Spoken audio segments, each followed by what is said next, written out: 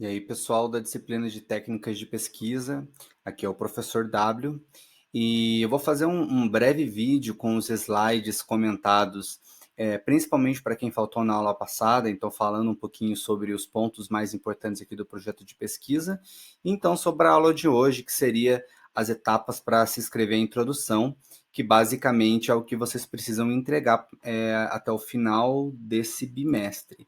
Deixa eu dar uma olhadinha aqui até no calendário, para dizer para vocês como que está isso, então.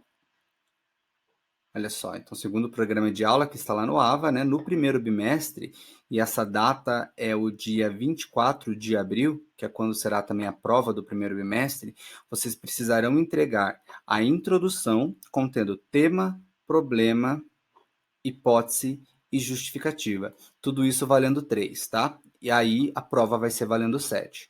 Lá no segundo bimestre, é uma coisa complementar. Então, vocês já terão tema, problema, hipótese e justificativa e terão que entregar um trabalho que contenha também objetivos geral e específicos e a metodologia, além da apresentação desse pré-projeto. E esse pré-projeto vai evoluindo, evoluindo, até que no segundo semestre nós vamos falar de referencial teórico. Então, assim, aqueles alunos que entregarem o trabalho com qualidade no final do ano terão basicamente ali uma pré-monografia muito bem elaborada. Teve gente que foi muito elogiada esse ano, porque fez muito bem a disciplina de técnicas do ano passado. Então, a monografia está toda sob controle. Basicamente, é a parte analítica, o capítulo empírico, o capítulo de análise realmente que ficou para ser feito no ano de 2020. Então, se vocês levarem a sério, vocês conseguem também ter um trabalho bem rentável para o ano que vem. E lembrando que a disciplina de técnicas de pesquisa, apesar de sofrer com essa coisa de não ter as orientações pessoalmente, é uma das disciplinas que a gente mais pode trabalhar bem online. Então aproveitem essa oportunidade aí para concentrar e evoluir bastante no TCC de vocês, porque eu acho que isso é bastante importante, tá? Então, na aula passada, já falei sobre isso aqui, sobre o projeto de pesquisa, então eu vou dar uma passada rapidinho aqui para quem faltou a aula e para quem gostaria de revisar, né? Isso aqui, essa aqui é a estrutura de uma introdução em um projeto de pesquisa. Problema, hipótese, justificativa, metodologia, objetivo geral, objetivo específico. Isso vale não só para projeto de pesquisa, como vale para monografia, como vale para TCC, como vale para artigos científicos. Se vocês entrarem em qualquer plataforma de artigos científicos e abrirem a introdução de um trabalho, vocês vão ver que tem lá o problema, a hipótese justificativa, mas não dividido em tópicos. Normalmente está dentro do texto e vocês conseguem entregar dessa maneira. Para fazer a entrega nesse bimestre, vocês podem entregar em tópicos. Ó, o nosso tema é esse, o nosso problema é esse, nossa hipótese é essa, a justificativa é essa. Mas eu já recomendo que vocês comecem a trabalhar num texto corrido, porque é assim que vai ficar a introdução no final. E, obviamente, essa introdução vai estar sempre sendo alterada, sempre sendo melhorada, então não tem nenhum problema. Inclusive, todas as pessoas que trabalham com questões acadêmicas, que escrevem artigos, é isso mesmo. Depois do trabalho concluído, a gente olha para a introdução novamente, revisa, vê se está tudo certinho, tudo como a gente esperava, se o problema foi resolvido, se a hipótese estava bem elaborada, se a justificativa não tem uma justificativa melhor, não dá para completar, se a metodologia está correta, etc.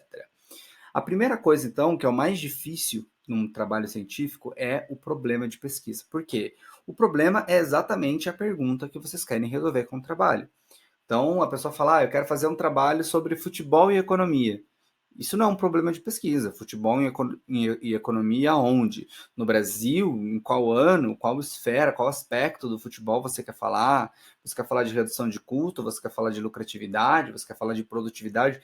Tem muitas coisas.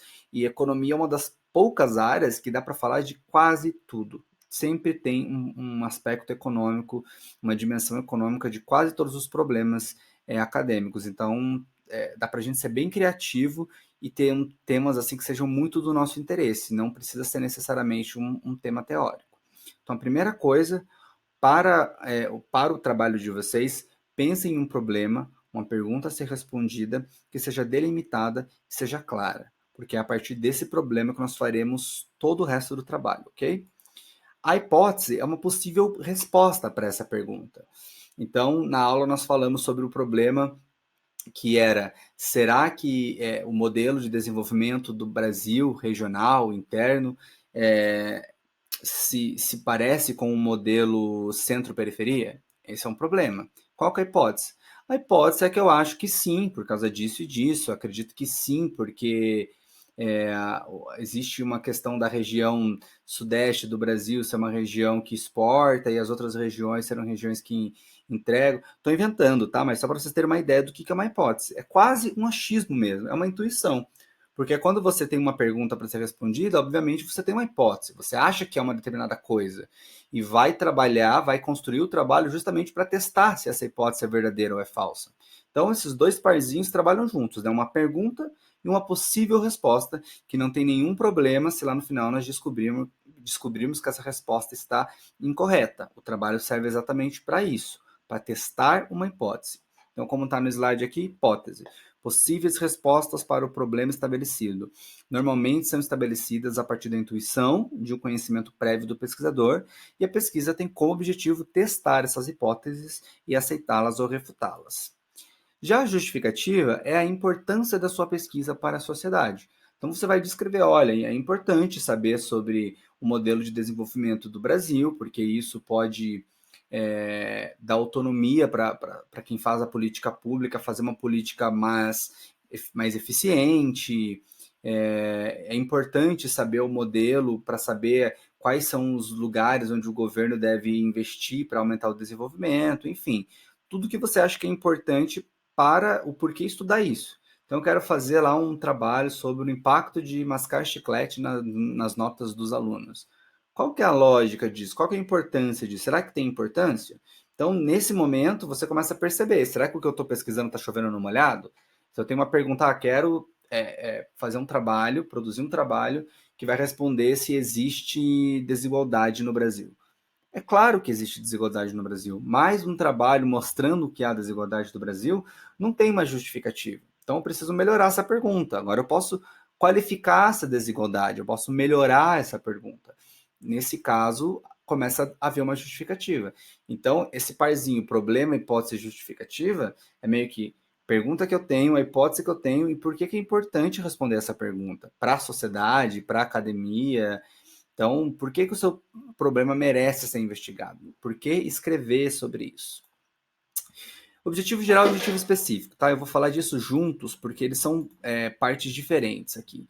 Então, como vocês perceberam, olha só, deixa eu voltar aqui no início, nós temos o problema, que é a nossa pergunta. O objetivo geral e objetivos específicos é mais ou menos como a gente vai responder essa pergunta. Então, a pergunta que eu dei de exemplo, né? Será que o Brasil, o modelo econômico do Brasil segue o modelo de centro-periferia? Objetivo geral, estimar o modelo de complexidade, estimar o modelo utilizando redes neurais para descobrir se há uma relação entre as exportações da região tal e o aumento do PIB. Estou inventando, tá? Só para vocês terem uma ideia. O problema e o objetivo geral, apesar de serem coisas diferentes, eles são dois lados da mesma moeda. O problema é a pergunta que eu quero responder e o objetivo geral é meio como é que eu vou responder essa pergunta de maneira geral, né? Então, para estimar esse modelo, que basicamente é responder o meu problema, quais são os meus objetivos específicos? Preciso revisar literatura sobre centro-periferia, preciso coletar dados sobre isso, preciso elaborar estatísticas descritivas. Então, os objetivos específicos são passo a passo para responder o objetivo geral. E respondendo ao objetivo geral, será que eu respondo a minha pergunta? As três coisas têm que estar totalmente conectadas. Então, eu preciso de um passo a passo que resolva o meu objetivo geral. E quando eu resolver meu objetivo geral, eu preciso estar respondendo a minha pergunta. Quando eu responder a minha pergunta, aí eu vou saber se a minha hipótese foi refutada ou não. Dentro do objetivo geral, entra a metodologia, né? Então, olha só, continuando aqui. Então, geral é o objetivo geral, o grande objetivo que precisa ser resolvido para responder ao problema. Tema, problema e objetivo geral são formas diferentes de dizer a mesma coisa. Objetivos específicos é um passo a passo para se atingir o objetivo geral, se relaciona com o problema e o objetivo geral. Normalmente inicia-se com verbos como descrever, explicar, comparar. Então, para eu ter um objetivo geral, eu preciso estabelecer uma metodologia, certo? Como é que eu vou... Ih, fiz um clique errado aqui. Como é que eu vou descobrir qual que é o meu objetivo geral se eu não tenho uma metodologia específica para fazer isso? Então, eu preciso descobrir, eu vou utilizar uma metodologia comparativa, vou fazer um estudo de caso, vou fazer uma análise experimental, vou utilizar mínimos quadrados ordinários. É aqui que eu descubro exatamente qual o tipo de metodologia que eu vou utilizar. E qual a relação das referências, né? Quando eu pesquiso o meu trabalho, eu consulto referências, eu consulto pessoas que fizeram trabalhos parecidos com o meu, para mostrar, né, no que eu estou contribuindo. Então, as referências servem para dar essa padronização. E aí, quando eu padronizo o meu trabalho, eu consigo julgar esse trabalho no futuro. Eu consigo olhar as referências e ver onde estão os problemas e como eu posso fazer para que essa pesquisa avance. Então, fiz um trabalho em 2019, aí lá em 2025 eu vou ler esse trabalho, sei o método que a pessoa utilizou, sei os artigos que a pessoa leu, entendi a hipótese, entendi os dados que ela utilizou, então agora eu posso ver esse problema de uma ótica diferente, colocar uma variável a mais, utilizar uma base diferente, estender esse trabalho no tempo. Então, as referências servem para que eu consiga fazer essa padronização. Vamos ver aqui. E a parte de classificações a gente já falou na última aula, tá? Não vou repetir aqui para não ficar redundante. Qualquer dúvida depois, estarei disponível nos chats, no e-mail, nos chats do AVA, e aí qualquer coisa eu posso discutir isso com vocês, especificamente para cada tema de orientação. Já reitero que há um calendário de orientações, tá? Lá no AVA, então a partir da semana que vem eu vou começar a orientar esses alunos por e-mail. Então, vocês pensem no problema e na hipótese, já mandem para mim por e-mail, mas mandem assim, um dia antes do dia que será o dia da orientação de vocês no calendário, tá? Para quem não tem ali 20 e-mails de coisas diferentes, enche a minha caixa de e-mails e vocês também se percam aí no tempo, tá? Então, se organizem para discutir entre vocês, escrever, ali um dia antes da orientação vocês me mandam um e-mail e a gente estabelece, se for necessário, podemos fazer uma sessão por Skype, a gente vai aí se organizando, ok? Então, vamos agora para o tópico da aula de hoje, que é as etapas para escrever a introdução. Então, como é que eu sento lá, né? Tem aquela síndrome da tela do Word branca, como é que eu faço para escrever a minha introdução? Então, a primeira coisa, comece pela justificativa, gerando interesse no leitor. O que isso significa? Dá uma ideia, né? Então, por exemplo, esse tema que nós falamos, né, que é o tema que o Alan sugeriu em sala de aula, que era sobre complexidade, tem gente que não sabe o que é complexidade, tem gente que não sabe o que é modelo exportador, ou tem gente que não sabe o que é modelo centro-periferia. Então, dá para começar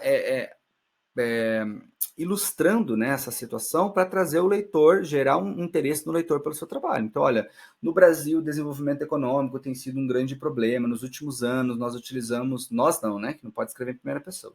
Nos últimos anos, foram utilizados vários modelos. Na década de 70, o modelo X, na década de 80, o modelo Y. Então, com alguns dados, você começa a gerar interesse nas pessoas de qual será então que é o modelo atual, né? A gente não consegue ler esse modelo atual. Então, esse trabalho que tem como hipótese que esse modelo é o modelo Y, então esse trabalho tem uma certa importância. Num segundo momento, informar o tema e o problema de pesquisa. Então, eu fiz lá meu primeiro parágrafo, segundo parágrafo de ilustração, aí eu coloco, será que no Brasil, dadas as características tal, existe o modelo centro-periferia nos últimos anos? Olha só, coloquei minha pergunta, já delimitei que é no Brasil, já delimitei espacialmente. E aí eu continuo a justificativa. É importante estudar o desenvolvimento por causa disso, disso, disso, disso. Então percebe que em 2, 3 parágrafos eu coloquei problema, coloquei hipótese e coloquei a justificativa. Então é importante que o texto seja fluido, né? Que cause interesse em quem está lendo, porque as pessoas que vão ler seu trabalho não necessariamente entendem da área que vocês estudam. Depois, informar o objetivo geral, né? Então, o objetivo geral desse trabalho será estimar o modelo de mínimos quadrados ordinários. Para isso, será necessário comparar a atividade exportadora no Brasil de 2010 a 2020. Em seguida, será importante revisar a literatura sobre XXX. Será necessário explicar a diferença, descrever, não sei o quê. Então, objetivo geral e específico estão dentro da minha introdução, dentro do meu texto. A hipótese desse trabalho é de que existe um modelo centro-periferia para o Brasil, e isso pode ser percebido através dos dados tal, e isso será testado através do modelo tal. Aí, ponto 5. O modelo mínimos quadrados ordinários estabelece uma relação entre variáveis independentes e uma variável dependente. A variável dependente desse trabalho será x, a variável independente serão tal, tal, tal. Então, e aí no sexto, um parágrafo conclusivo. Esse trabalho será dividido em x capítulos. O primeiro capítulo fará uma revisão de literatura, o segundo capítulo será uma análise, o terceiro capítulo será a análise dos resultados. Aí cada trabalho é cada trabalho. Então, utilizando esses slides aqui, tá, que tem 6 tópicos, vocês conseguem, de acordo com cada tema de vocês, estabelecer um texto que contenha, né, todos esses tópicos para o final do mês de abril, quando vocês terão que entregar esses tópicos, ok? Sobre normas acadêmicas, tem vários arquivos de referência que eu já coloquei no AVA para vocês, tá? Mas a grande questão é entender que as normas da ABNT, que parece uma coisa muito absurda, não são tão absurdas assim. Então, primeiro, todo texto tem que ser escrito em terceira pessoa, tá? Isso é muito importante. Não coloca nós vamos fazer, eu acho que, nós achamos que. Sempre espera-se que serão comparados, né? Sempre na terceira pessoa. E todo texto é Arial 12, tá? Existem algumas exceções que vão ser 10, mas tudo Arial 12. Então, não coloquem lá capa com fonte 80, né? Texto com fonte 16. Não é facultativo, tá? Precisamos seguir as normas da ABNT. Então, aqui nesse slide, vocês estão vendo a estrutura da capa. Olha só como é a capa. Universidade positiva no topo, o nome dos alunos, título, Curitiba 2020. Limpo e basicamente é isso, tá? Não precisa ter mais nenhuma informação. No título do trabalho, nós precisamos ter sempre delimitado, né? O espaço, o tempo. Então é bastante importante pensar num título que reflita o problema, que reflita o tema, né? Que seja muito claro. A gente também vai trabalhar muito em cima desse título nas orientações, mas para vocês já pensarem sobre isso e aí as orientações servirem efetivamente para melhorar o trabalho marginalmente, né? Segunda página é a folha de rosto. O que é a folha de rosto? Nome dos alunos lá no topo, título do trabalho e aí aquele textinho, trabalho de conclusão de curso apresentado para a disciplina de técnicas de pesquisa. Então, vocês podem pegar esse trechinho aqui de qualquer lugar, tá? Varia, né, um pouquinho, trabalho para obtenção de nota parcial, trabalho para disciplina de técnicas de pesquisa, sob orientação do professor W. Então, vocês podem colocar como vocês acharem melhor. Nessa folha de rosto, esse textinho aqui sobre esse quadradinho é Arial 10. Então, repito o que eu falei, a regra geral é que todo o trabalho é Arial 12, mas nós teremos Arial 10 em alguns casos. O primeiro caso é esse da folha de rosto. O segundo caso são nas citações diretas, que nós falaremos disso mais para frente. E o terceiro caso são as notas de rodapé. Então, em geral, Arial 12. E aí é o Arial 10 nessas três exceções. Margens. As margens dos textos têm que seguir essas margens que estão aí no slide. Superior 3 centímetros, inferior 2 centímetros, esquerda 3 centímetros, direita 2 centímetros. Então, é basicamente ler como está aqui e ir lá no Word alterar as margens para esses valores, tá? Não tem muito segredo. Nas referências, elas precisam ser em ordem alfabética, então sempre em ordem alfabética. Se vocês consultaram qualquer dado, até para a justificativa que vocês vão escrever na introdução, já comecem a colocar as referências e sempre nessa ordem aqui, tá? Link não é referência, Wikipedia não é referência, tá? Então, trabalhos acadêmicos. Não pode ser blog, não pode ser revista, né? Tem que ser trabalho acadêmico que vocês tiraram de algum artigo, salvo alguns casos específicos de problemas de pesquisa muito específicos. Então precisa ser em ordem alfabética e seguir essa ordem aí, né? O sobrenome do autor, vírgula, aí a abreviação dos primeiros nomes. Se tem mais autores, eu sigo a mesma lógica, sobrenome, vírgula, e abreviação do primeiro nome. Aí o título do trabalho em negrito, e aí editora, cidade, ano, né? Do jeito que tá aí. Aqui não está justificado, tá? Mas tem que ser sempre justificado, não pode ser esse alinhamento à esquerda como está aqui, ok? Citações. Existem basicamente dois tipos de citação, a citação direta e a citação indireta. E dentre as citações indiretas, quer dizer, dentro das citações diretas, eu tenho a curta e a longa. O que é a citação direta? Ela é direta porque ela é direta, né? Ela é copiada, transcrita exatamente como estava no trabalho. Então, você está lendo lá o trabalho do Carvalho 2010 e tem um trecho que você não consegue escrever com as suas palavras, que o Carvalho colocou de um jeito que só o Carvalho pode utilizar. Como é uma citação direta e você vai copiar, você precisa sempre colocar entre aspas. Professor, fiz uma citação direta, mas esqueci de colocar as aspas. Isso é plágio e isso é zero, né? Porque plágio é crime. Então tome muito cuidado, tá? Citações são coisas muito sérias e eu já vi muitos problemas por causa disso. Depois, lá no final, ninguém consegue saber se o aluno utilizou de má fé ou não, se era um desconhecimento ou não. Então tome bastante cuidado. Copiou, qualquer coisa copiada, coloque entre aspas. Se essa cópia for de até 3 linhas, você não precisa fazer nada no texto. Então, você só escreve no texto fluido mesmo, com a fonte Arial 10, segundo Matos, 2004, abre aspas, e coloca o texto ali dentro. Como é uma citação direta, eu preciso colocar o autor e a página, porque eu tirei de uma página específica. Então, segundo Matos, 2004, página 107, a abreviatura e a representação, blá, blá, blá, blá, blá. A outra citação direta é a citação direta longa. O que é a citação direta longa?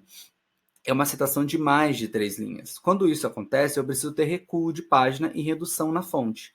Então, como vocês estão vendo aí, existe um recuo nesse parágrafo de 4 centímetros a partir da margem esquerda e a fonte é reduzida. Em vez de Arial 12, é Arial 10. Vocês já devem ter visto isso em alguns trabalhos, tá? Então, citação direta longa eu faço com recuo e com redução de fonte.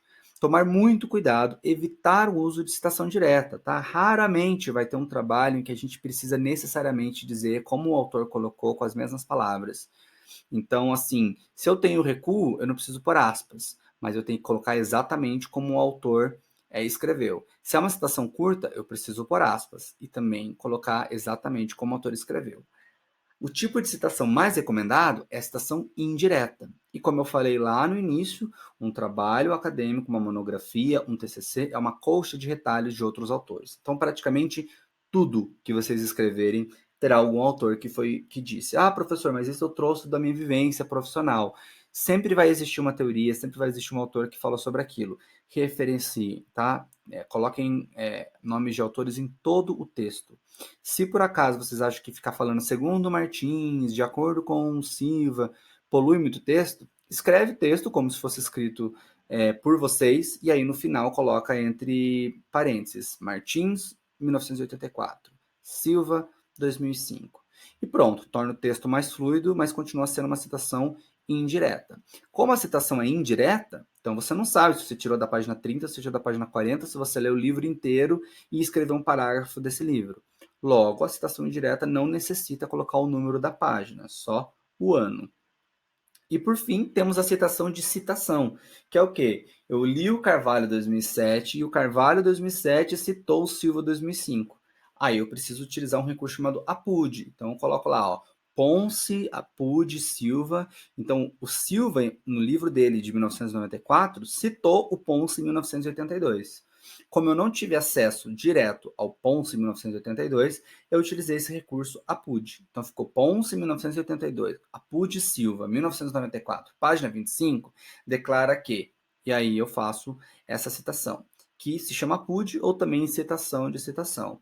Mas assim como a citação direta, é muito importante evitar, tá? Citação de citação.